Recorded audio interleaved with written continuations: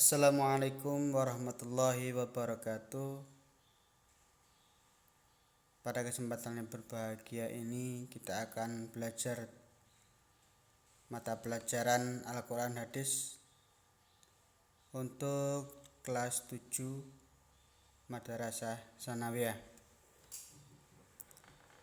Dalam pertemuan kali ini kita akan belajar tentang pengertian Al-Quran dan hadis, ya. Kita lihat dulu. Kita belajar bab pertama, yaitu Al-Quran dan hadis pedoman hidupku, ya. Baik, di sini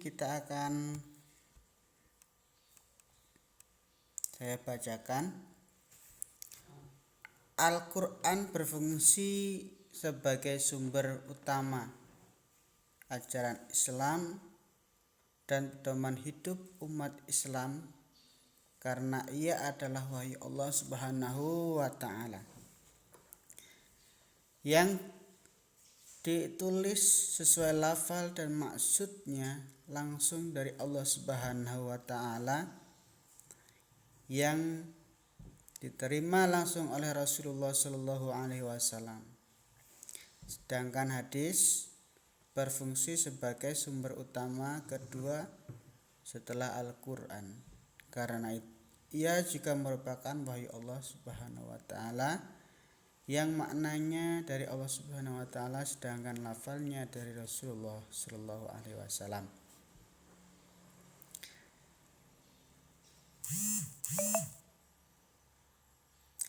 Seluruh produk hukum dalam Islam harus bersumber dari Al-Quran dan hadis. Tidak boleh ada produk hukum dalam Islam yang bertentangan dengan salah satu dan atau keduanya. Apabila ingin mengetahui hukum suatu perbuatan, pertama-tama harus merujuk kepada Al-Quran. Apabila di dalam Al-Quran tidak ditemukan hukumnya, merujuk kepada hadis. Nah, di sini kita akan ada sebuah pertanyaan. Apakah Al-Quran itu? Apakah hadis itu? Apa saja fungsi dari Al-Quran dan hadis itu? Bagaimana hubungan antara Al-Quran dengan hadis itu?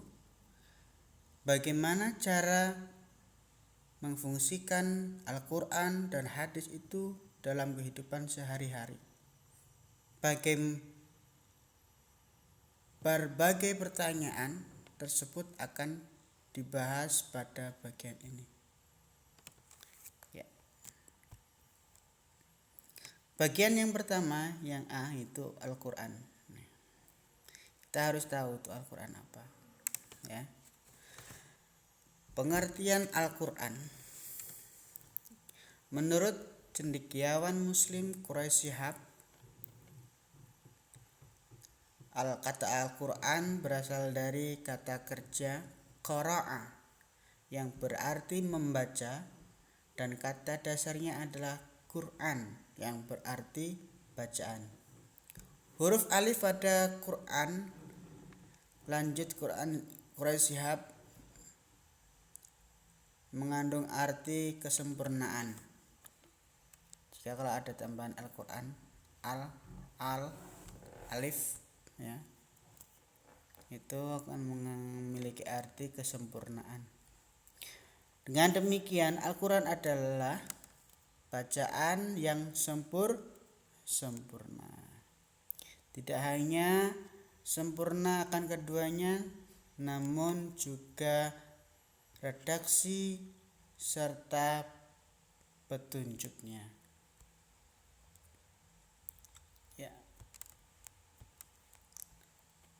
Jadi Al-Quran itu berasal dari kata kata kerja ya, qoro'a, yaitu qoro'a. Qoro'a ya, qoro'a yang berarti membaca ya.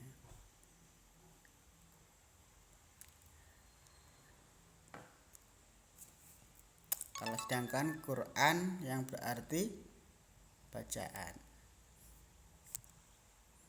Qoro'a, Quran berarti membaca bacaan.